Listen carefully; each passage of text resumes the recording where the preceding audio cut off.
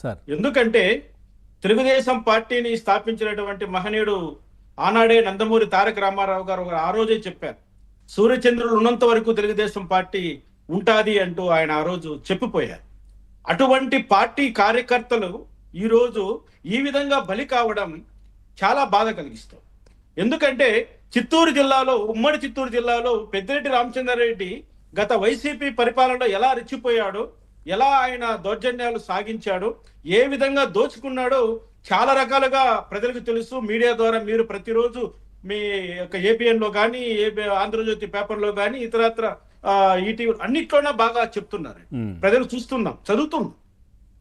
మాకంతా గత గ్రామ పంచాయతీ ఎలక్షన్స్ అప్పుడు అంజిరెడ్డి తాత ఎలా మీసం మెలేసి తొడగొట్టాడు పెద్దిరెడ్డి పైన, ఆ ఇన్సిడెంట్ మాకు ఇప్పుడు గుర్తుంటాయి. అటువంటి కార్యకర్తలే తెలుగుదేశం పార్టీని భుజాన మోస్తూ తెలుగుదేశం పార్టీని ఈ విధంగా ముందుకు తీసుకెళ్తున్నారన్న దాంట్లో ఎటువంటి సందేహం. అటువంటి కార్యకర్తలను ఈ రోజు కాపాడుకోవాల్సిన బాధ్యత ఉందా లేదా? చంద్రబాబు నాయుడు గారు చిత్తూరు జిల్లా వాసి. చిత్తూరు జిల్లా తన సొంత జిల్లాలో తన పార్టీ కార్యకర్త, కరడు కట్టిన కార్యకర్త, అది కూడా మామూలు కార్యకర్త కాదండి ఆయన. రామకృష్ణ నాయుడు అంటే ఏకల నాయుడు వాళ్ళు ఎంతగా వాళ్ళు తెలుగుదేశం పార్టీని ఓన్ చేసుకున్నారో, ఎలా హక్కును చేర్చుకున్నారో నిన్న ఫోన్లో నేను మాట్లాడినప్పుడు అర్థమైంది. అక్కడ ప్రత్యక్ష సాక్షి నాకు చెప్పాడు. అది ఆల్రెడీ నేను ఒక యూట్యూబ్ లో కూడా అప్లోడ్ చేశాను. ఆ వాయిస్ అంతా బయట వచ్చింది. ఏ విధంగా చంపారు, ఎవరు చంపించారు, ఎంత డబ్బులు ఇచ్చారు, ఏం మాట్లాడుకున్నారని. ఇంత జరుగుతున్నా కూడా చంపినటువంటి ఆ వ్యక్తి దర్జాగా వెళ్ళి పోలీస్ స్టేషన్ లో సరెండర్ అయిపోయి హ్యాపీగా బిర్యానీ తినుకుంటూ కూర్చున్నాడు. అంటే ఏంటి? పెద్దిరెడ్డి రామచంద్రారెడ్డి చేసేటువంటి నేరాలు ఎలా ఉంటాయో ఇది ఒక బెస్ట్ ఎగ్జాంపుల్ అండి.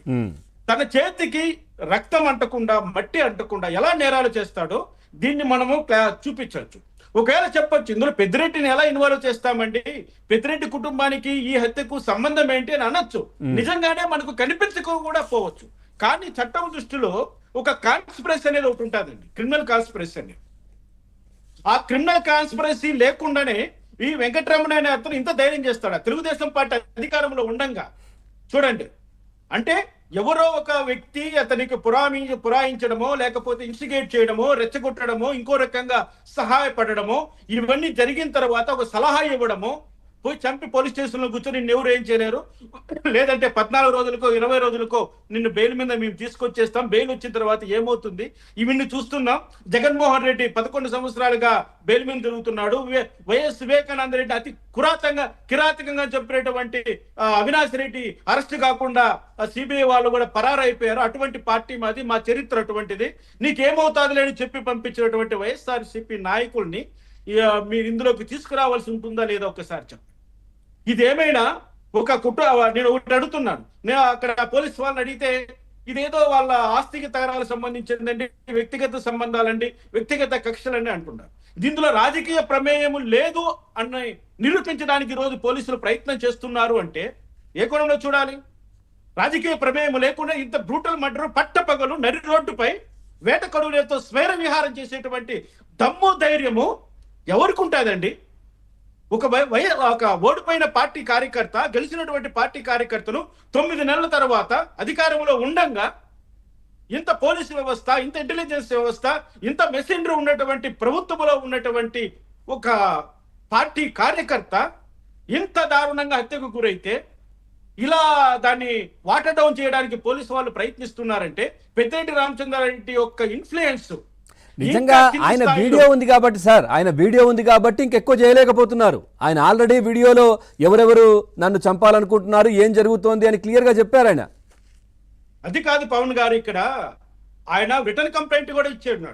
రిటర్న్ గా కంప్లైంట్, వాళ్ళ భార్య రిటర్న్ గా కంప్లైంట్ ఇచ్చింది, వీళ్ళ ద్వారా మాకు ప్రాణహాని ఉంది. అందులో ఒకడు ఈ రోజు అతన్ని వెంకటరమణ అనేవాడు అంతే దారుణంగా చంపేశాడు. అంటే ప్రతి ఒక్కటి ఉంది, పోలీసుల దగ్గర సమాచారం ఉంది, గత 4-5 రోజుల నుంచి రెక్కి చేస్తున్నారంటే సమాచారం ఉంది. ఖచ్చితంగా వెంకటరమణ అనే వ్యక్తి ఈ రామకృష్ణ లేకపోతే ఆయన కొడుకుల్లో ఎవరో ఒకరిని చంపడానికి స్థిరపడి ఉన్నారని తెలిసింది.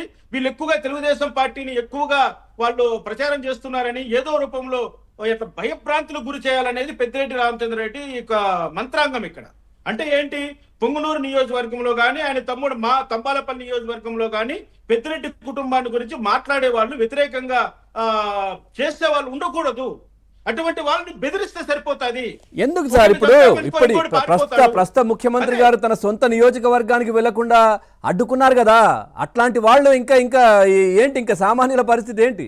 గతంలో ఎన్నికల ముందు చంద్రబాబు నాయుడు గారిని తన సొంత నియోజకవర్గానికి వెళ్ళనివ్వలేదు కదా, ఆయన నడుచుకుంటూ వెళ్ళారు. చంద్రబాబు నాయుడు గారు ఆయన పార్టీ వర్కర్స్ ఆయన పార్టీ ప్రతినిధులు ఏం చెప్తున్నారు? మాకు రాష్ట్ర అభివృద్ధి ముఖ్యం అంటున్నారండి. చేసుకోండి, రాష్ట్ర అభివృద్ధి చేసుకోండి. మీ కార్యకర్తలు చంపేస్తారు, మీకేం నష్టం లేదు. ఎందుకంటే ఆ శవాల పైన రాజకీయం చేసుకోండి. తర్వాత మీరే చనిపోయిన తర్వాత ఆ శవాల మీద రాజకీయం చేసుకొని ఇంకా 10 ఓట్లు సంపాదించుకోండి. మీ పార్టీ 10 కాలాల పాటు ఉంటుంది.